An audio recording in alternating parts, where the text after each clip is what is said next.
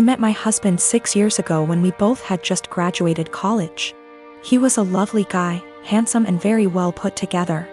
He loved muscle cars and weightlifting, and I loved everything about him. I fell in love with him instantly and was over the moon when he asked me to marry him. A year into our marriage, I became pregnant with our son and gained about 30 pounds. I was 5 feet 3 inches, 125 pounds before the baby and 155 pounds after the baby. I still fit into the same clothing sizes, so I didn't think I had gained too much weight and that it would come off with breastfeeding and some more exercise. After the baby, my husband started pressuring me to lose the weight. He said that his friends were making comments about how fat I had gotten and that he was not as attracted to me as he was before I had the baby. He gave me an ultimatum that I either would have to lose the 30 pounds in 6 months or he would leave me. I was very upset about the demand, but I didn't want to lose him, so I tried my hardest to lose the weight. Every day for months I would wake up and go to hot yoga for 90 minutes. After I got home from work, I would run or do some bodyweight exercises. I tried to keep my calorie count below 1200 so that I would lose 2 or more lbs per week. The weight slowly but surely started to come off and I was back down to 130 pounds by the end of the 6 months. My husband was happy and things looked like they would be okay. After I lost the weight, I noticed a shift in the attitude of my husband's friends. Most of them are perfectly nice guys, but a few of them are absolute pieces of shit, the same ones who called me fat. Once I returned to my old weight, these friends started to make comments about me and how sexy I was. I told my husband to make them stop and he said that he would speak with them, but the rude comments never stopped. I channeled all of my frustrations into working out and I lost an additional 15 pounds of body fat and got more toned. This past weekend, my husband's friends were over at the house and one of them grabbed me and tried to grope me. I told my husband, and even though he was angry at his friend, he was still angry at me. My husband said that I was leading his friends on by losing so much weight, and that I was trying to make myself skinny so that I could cheat on him. I was disgusted by this accusation and packed my bags and left for my mom's house. Last night, my husband called me and begged for me to come back home. He says that he knows that he was unfair and that he won't let his friend come over anymore. But I am so tired of dealing with this that I'm not sure I want him back. He's the one that told me to lose weight. But now he's blaming me for being too skinny and I'm afraid he's going to make me develop an eating disorder. But I also still love my husband and it hurts me to be apart from him. My boyfriend of almost 3 years told me a series of white lies that to me seem more serious. Can't tell if I'm overreacting or if this is actually indicative of a bigger problem. My boyfriend and I have been dating for almost 3 years, living together for 2.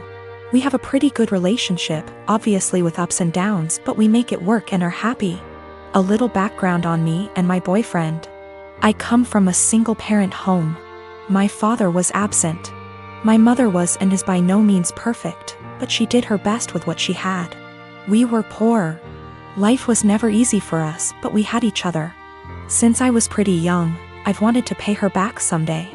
I've worked incredibly hard to be able to do so.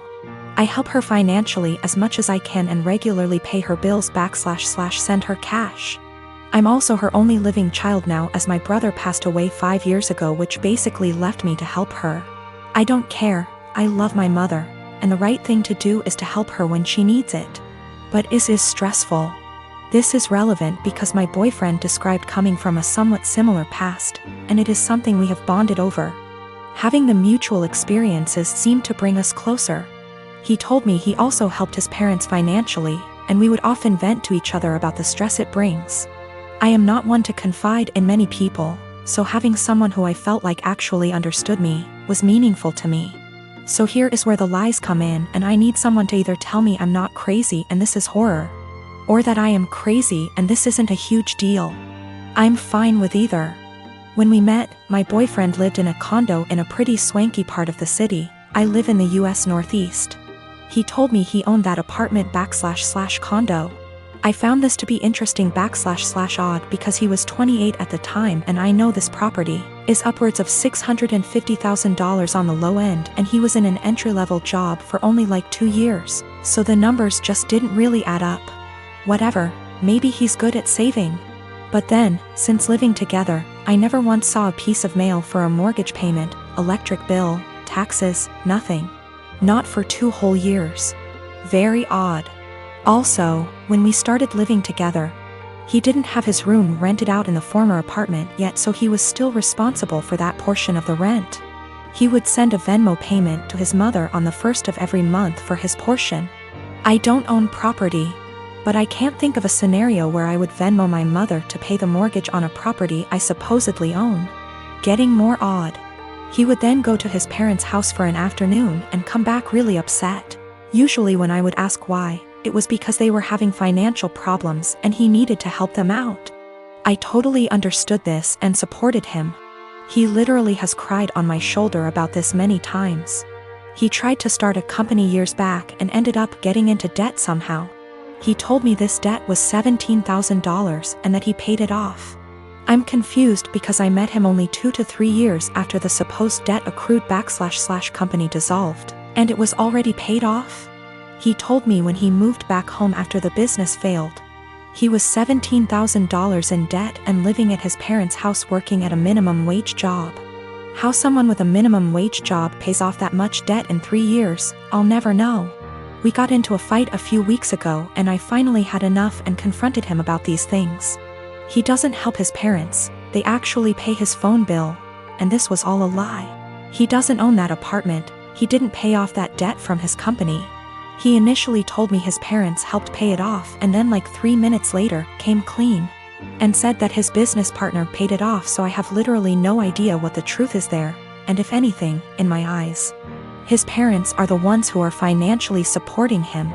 So now, I'm dating a 31 years old man who doesn't pay his own phone bill, was lying to me and / or completely fabricating aspects of his life for 3 years. And then when confronted about it, continued to make up lies and then came clean about them 5 minutes later. I'm obviously concerned that he could lie for this long, about fundamentally important things like our values, and so on. I sincerely thought I would marry this man. He seemed to understand me like no one else and to be a truly caring and genuine person.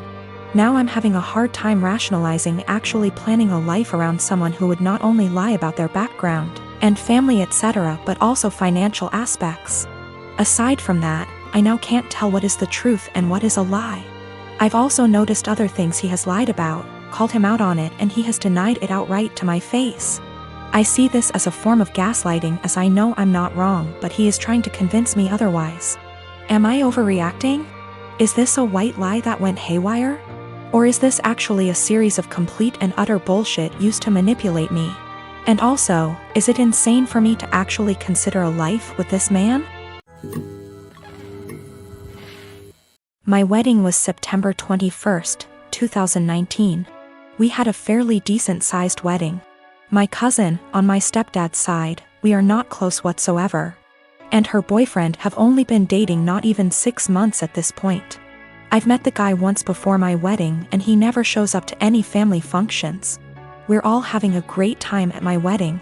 My husband and I are mingling with guests while everyone dances. The next thing I know is my cousin's boyfriend asks the DJ for his mic and goes to the center of the dance floor saying he has an announcement to make and calls my cousin over. So, I rush over and say, nope, no one is getting engaged during my special day, especially during my reception. You can get engaged later tonight, but not right now. It's my day. Thank you for understanding, and I go to walk away. My cousin starts puffing and my aunt, her mom, starts yelling at me and calling me an entitled brat. It causes a huge fight and they all end up leaving.